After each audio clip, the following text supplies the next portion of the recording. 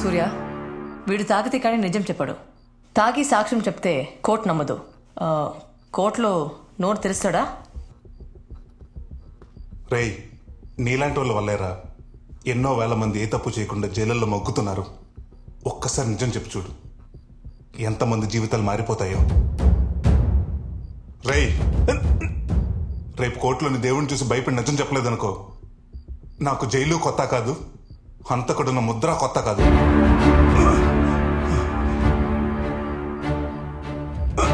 చెప్పేస్తా బాబు. చెప్పేస్తే section 120B కింద 6 నెలలు జైలు శిక్ష పడుద్ది నాకు. కానీ ప్యానాలతో ఉంటాగా బాబు, చెప్పేస్తా. రేయ్, రేపు కోర్టు టైంకి వీడిని తీసుకురండిరా. ఓకే బా.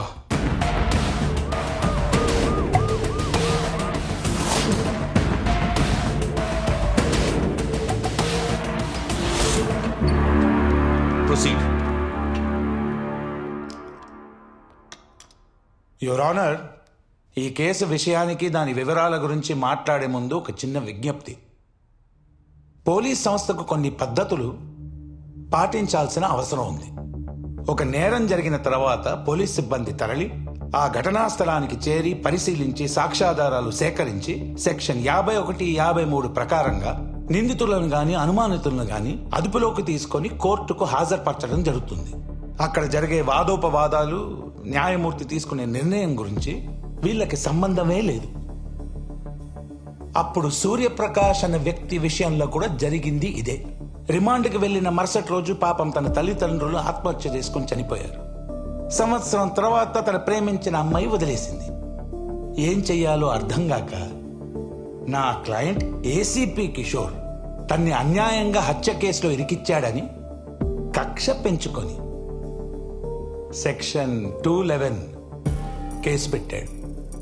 అరెస్ట్ చేసే పోలీస్ సిబ్బందిపై ప్రతి ఒక్కరూ కేసులు పెడుతూ పోతే పోలీసు ఉద్యోగులు, లాయర్లు, న్యాయమూర్తులు పనిచేసేదిలా. కాబట్టి తక్షణమే ఈ కేసుని డిస్మిస్ చేసి కోర్టు వారి అమూల్యమైన సమయాన్ని కాపాడవలసిందిగా కోరుకుంటున్నాను. Thank you. Objection your honour. ఎవరు ఎవరిని టార్గెట్ చేశారో ప్రూవ్ చేయడానికే నా క్లయింట్ సెక్షన్ 211 కేసు వేశాడు. ఫాస్ట్ ట్రాక్ కోర్ట్ ఆ రోజు నా క్లయింట్ ని విడుదల చేస్తూ విచారం వ్యక్తం చేసింది. Police records, jail records, court records, public media, social media, electronic media, web media, వీటన్నిటిలో అక్యూజ్డ్ బండి సూర్యప్రకాష్ ఉంది. దాన్ని చెరిపేయగలరా? Do you have any proper evidence? Yes sir. First I witness చంద్రయ్యని విట్నెస్ బాక్స్ లోకి పిలవాల్సిందిగా కోరుతున్నాను యువర్ ఆనర్. చంద్రయ్య, చంద్రయ్య, చంద్రయ్య.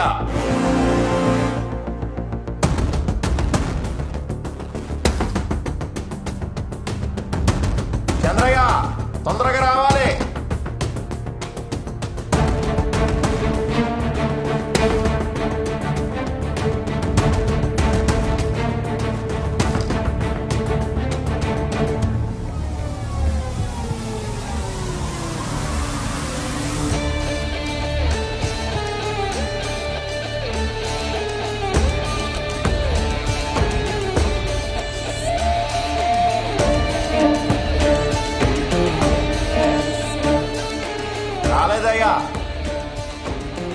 ఏంటమ్మా, అతను రాలేదా? I'm sorry your honour. Will you please grant me 4 days your honour?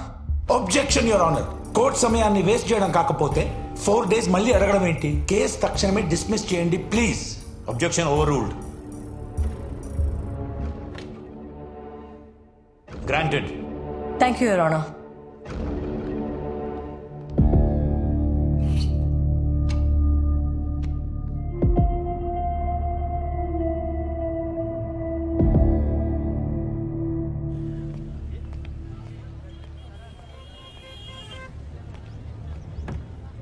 వాళ్ళిద్దరు ఫోన్ ఎత్తట్లేదు.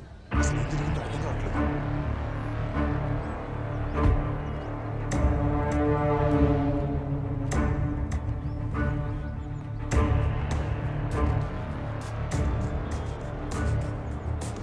ఇండియన్ పీనల్ కోడ్ చాలా మంచోడు రాసుంటాడ్రా.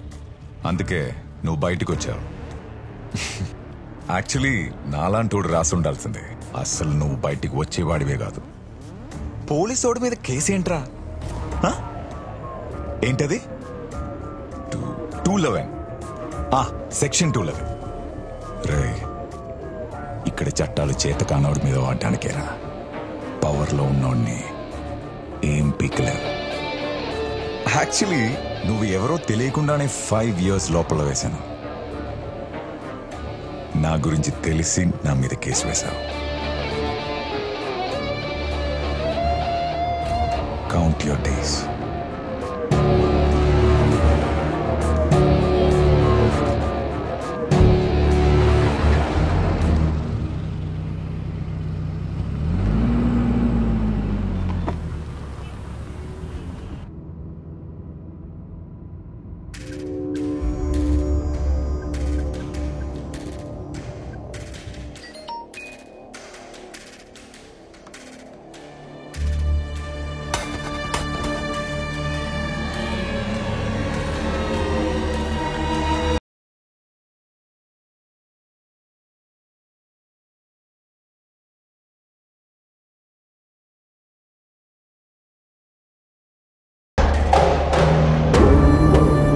పట్టుకుంటాం.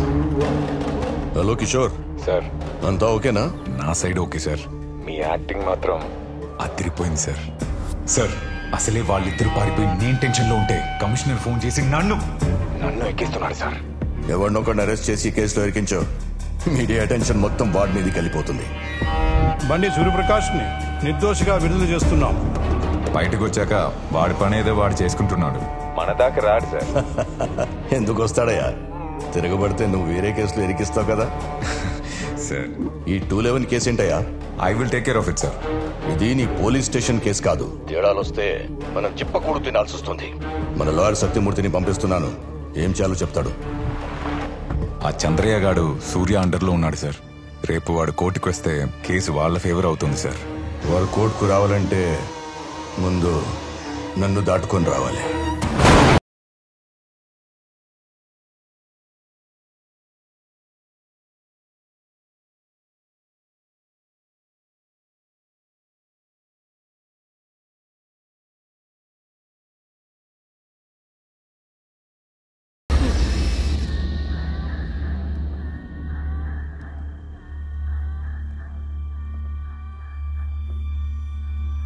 చందానగర్ జనతా బార్ లో జరిగిన దొమ్మిలో చంద్రయ్య అనే వ్యక్తి దారుణ హత్యకు గురయ్యాడు. అతను సూర్యప్రకాష్ వేసిన సెక్షన్ 211 కేసులో ప్రధాన సాక్షిగా ఉన్నాడు. ఈ పరిస్థితుల్లో అతన్ని ఎవరు చంపారు, అసలు ఏం జరిగిందని పోలీసులు పలు కోణాల్లో విచారణ చేస్తున్నట్లు తెలుస్తోంది. ఇది కిషోర్ పనే లాయర్. చంద్రయ్య సాక్ష్యం చెప్తే రాజగోపాల్ గారిని వాడే చంపించాడని అందరికీ తెలిసిపోతుంది. అందుకే చంపించాడు. మరి 5 ఏళ్ల క్రితం ఏ కేసులో అడ్డొచ్చాడని వాడు రాజగోపాల్ గారిని చంపించాడు. అసలు మిస్టరీ అంతా రాజగోపాల్ గారి హత్యలోనే ఉంది. అది తెలియాలంటే రాజగోపాల్ గారి హత్య జరిగినప్పుడు ఏం జరిగిందో తెలియాలి. 5 సంవత్సరాల క్రితం రాజగోపాల్ గారు చేసిన ఉద్యమాల గురించి, కిషోర్ నమోదు చేసిన ఎఫ్ఐఆర్ల గురించి, అప్పుడు జరిగిన హై ప్రొఫైల్ కోర్టు కేసుల గురించి, ప్రతి పేపర్లో వచ్చిన న్యూస్ గురించి, టీవీ డిబేట్ల గురించి మనకి పాయింట్ టు పాయింట్ డీటెయిల్స్ కావాలి.